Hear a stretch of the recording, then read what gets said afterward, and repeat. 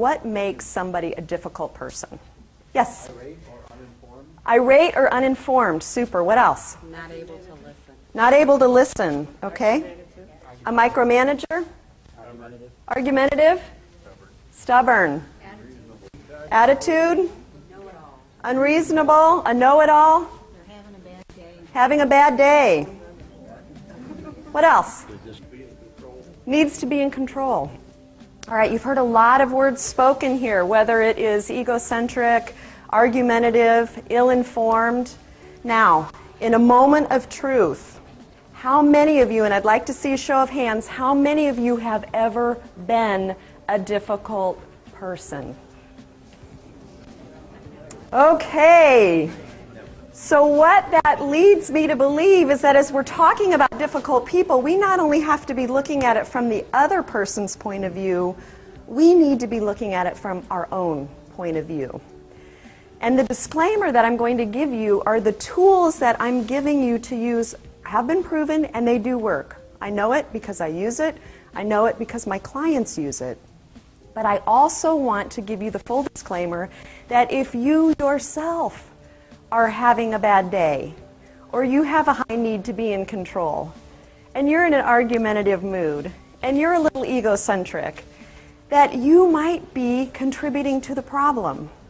And so with these tools that I'm going to share with you, you'll have what you need to deal with difficult people, but I'm also going to ask you to take a look at yourself.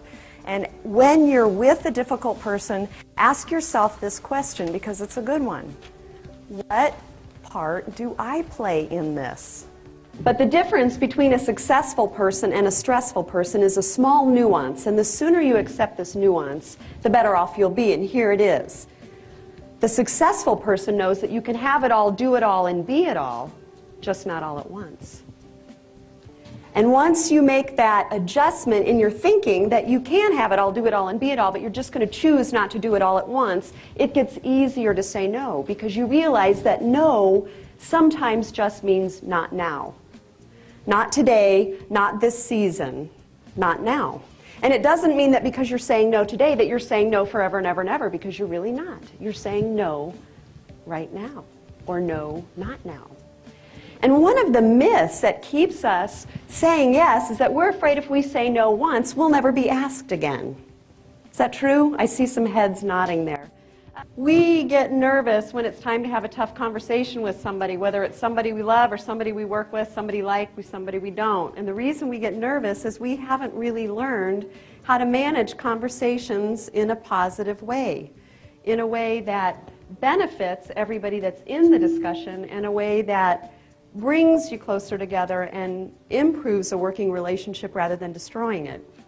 And I'd be willing to bet that all of you at some point in your life have had an uncomfortable conversation, either one that you initiated or one that somebody initiated for you.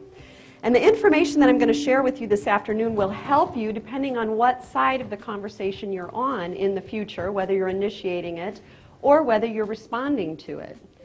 And I will give you some actual conversational phrases that will be helpful to you when you're in those tough conversations.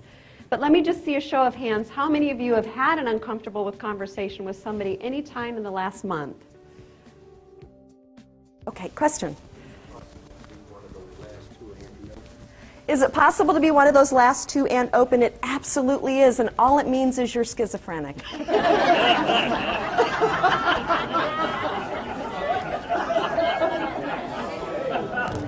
I'm just saying.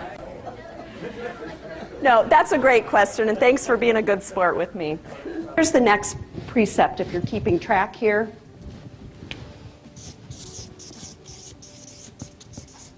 You need to know your priorities.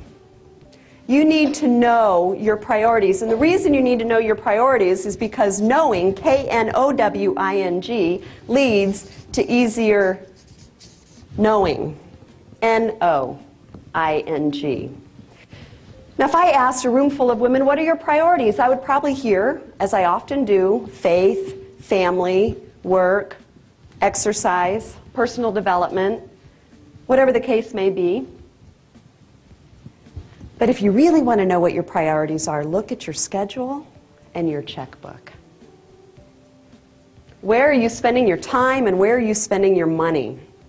Because that's really what will show you what your priorities are. Your greatest potential for growth comes from what you are already good at. Your greatest potential for growth comes from what you're already good at. And what we do in America is we bring people in for their annual review and we say, here's the 3 things that you're doing really well, and here's the 8 things you stink at. And we focus on those 8 things and we say, you know, you really need to get better at those 8 things. But instead, we should be looking at capitalizing on things that people are already good at, because that's where the greatest potential for growth comes from.